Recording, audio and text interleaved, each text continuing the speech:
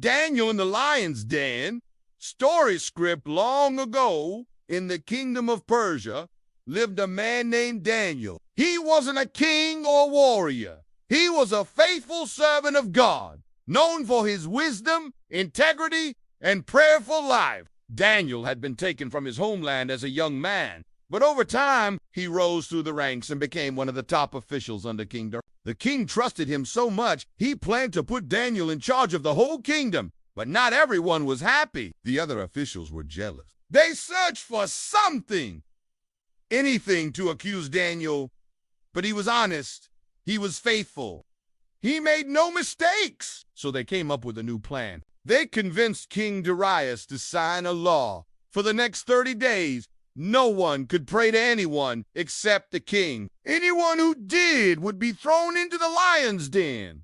Daniel heard about the law, but nothing changed. He went home, opened his windows toward Jerusalem, and prayed, just like he always did, 3 times a day, giving thanks, asking for help, trusting God. The officials caught him in the act and rushed to tell the king. Darius was heartbroken. He didn't want to harm Daniel, but the law couldn't be changed. So, at sunset, Daniel was thrown into the lion's den. The king said, "May your God, whom you serve, continually rescue you."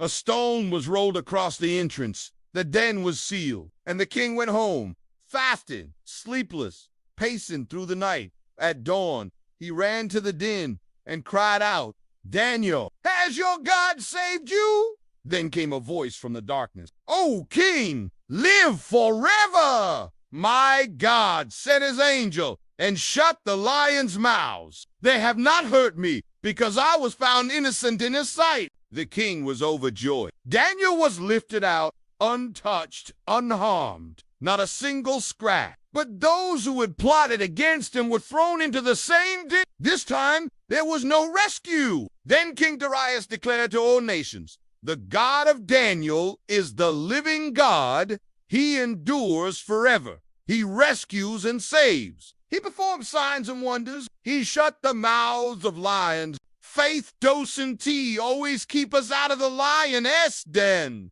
but it keeps us from being destroyed in it. When we stay faithful, even when it's risky, God stays close, even when it's dark." Daniel didn't survive because he was strong. He was saved because he never stopped trusting the one who is, and no matter who's in power or what law is written, God is still God. And he is the only one who can shut the mouths of lions.